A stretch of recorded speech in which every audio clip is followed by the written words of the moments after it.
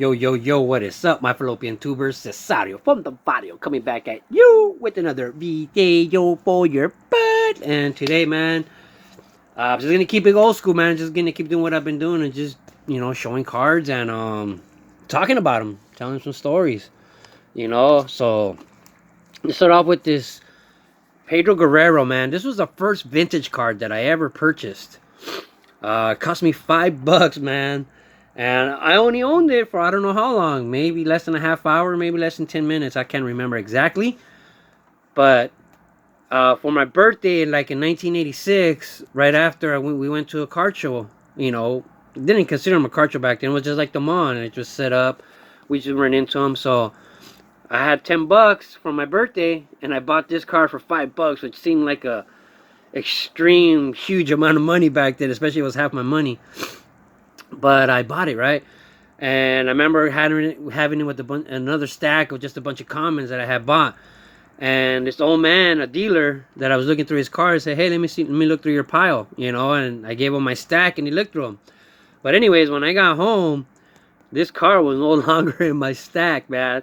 I think that old man jacked me.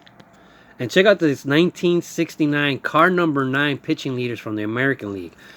Man, so this card was the last card that I needed to complete my 69 set, man. And I was just like, I could not find it. I looked everywhere I went, man, searching forever through here, there, never found it. And I mentioned it on one of my videos. I'm just missing card number 9, man. And then a couple days later, and within a week or two, man, I literally got like 20 of these in the mail. It was amazing, man. Check these out. You know what these are, man? These are Twinkie cards. Well, what's so special about Twinkie? Well, Twinkie went out of business, man, a couple years ago. And people who thought they had like the last boxes in existence because they went out of business and they weren't making anymore were selling them for $1,000, and people were buying them. So people bought boxes of Twinkies thinking it was the last Twinkies that were ever going to be made for $1,000. And now Twinkies came back in business and they're worthless. And I just love the Reggie Jackson rookies. I have 2 of these. I have one in my binder, man. You guys should know my story with Reggie. What? Babe Ruth coached for the Dodgers? Yes, he did. And some Roberto Clemente, man. Roberto Clemente, man. You guys all better know who he is. And if you don't, look him up. Roberto Clemente, man. Such a great humanitarian, man. And if anybody who paid attention to one of my last videos, my binder video, and I said there was a reason why Don Mattingly was my number 1 guy, and then I immediately dropped him to like number 3. Because I was such a kid purist. Like if I knew any better. But he, in an interview, they compared him to Lou Gehrig, and they asked him about Lou Gehrig, and he said he had no idea who Lou Gehrig was. I nearly shit myself. And check out this 1952 Bob Feller, man. If you don't have a 1952, you're not a card collector. And this doesn't really belong in there, but it is an Al Kaline autograph stamp. Authenticated. And a 1941, man. Play ball Jimmy Fox. And a 1968 Johnny Bench rookie with Ron Tompkins. And I was live the other day, and I know some of you guys, it was a pretty decent crowd. And I showed this card, and somebody commented like, "Hey, that's his rookie," And I got insulted, and I was like, "No shit, dick. Of course it's Johnny Bench's rookie." Not only does it say it there, I know baseball cards, man. Just because I wear a mask sometime and dance around in my underwear doesn't mean I don't know shit. So here's another Lou Gehrig from Fleer, man, like in 60.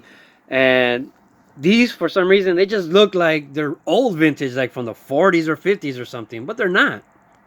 All right, so I'm just going to cut this short and show you my Willie Mays cards, man. Willie Mays, I believe, was the best player who ever played the game. All the way around. Offense, defense, So, the reason he's just not my favorite player is because Mickey Mantle had that personality and stories going for him, man. But I always believed Willie Mays was the number 1 player ever. If you're trying to win, you pick him first. I believed that as a kid, and I wanted to buy a Willie Mays jersey, and I could never find one. They just didn't sell them in LA. But when Will Clark got hot, I ended up finding a Will Clark jersey, man. And I bought that thing. And I remember wearing it, getting off the bus, and passing in front of this cholo's house, man. And he was yelling something at me, and I really couldn't understand. I was just like, "What?" And he came up to me, and the dude literally like came up to me and told me to take my jersey off. He's like, give me your jersey," yes, sir. And I was like, "Nah, man," you know. And we struggled. He tried to pretty much take it off of me. And I remember one of the buttons falling, landing on the, right there on the grass, right next to the cement during the struggle. But I got away and I just took off, man. He wasn't going to catch me, man. Come on, man. Cholo going to catch me, man. Back then I was an athlete, man. I was playing baseball. I ran cross country, man. I could run 3 miles in, under 19 minutes back then. But here's on Willie Mays and McCovey.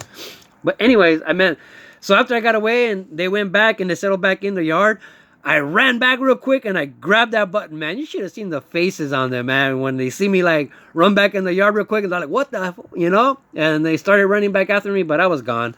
So here's the 1960 All-Star, and here's the actual 1960 Willie Mays. But yeah, so you see that hat, the SF. I also had the starter jacket, with the SF. And so I remember going to a card show in Fontana. When my parents got divorced and my dad was living in Fontana. So I went to a card show on my bike. And I remember on the way back, it's already dark. And I was wearing that jacket. And man, these bunch of fools were on the corner on their bikes. And then they pretty much did like a little roadblock. And they're like, "Hey man, where you from?" And I was like, Baldwin Park, KHA, I'm a tagger. And they're like, "Nah, why are you wearing our colors?" And I'm like, "What do you mean, why are you wearing our colors?" Because the SF, their gang was South Fontana. So all these fools were wearing, they were wearing Giants gear. Not because they were fans, because that was their gang color. The SF, South Fontana. So they wanted my jacket. I got around them, man, took off on my bike. They were chasing me. I rode my bike into a market. I remember it was a Lucky's, a grocery supermarket. And I rode my bike through the aisle as fast as I could. And I went into the butcher shop, into the back, to the butcher.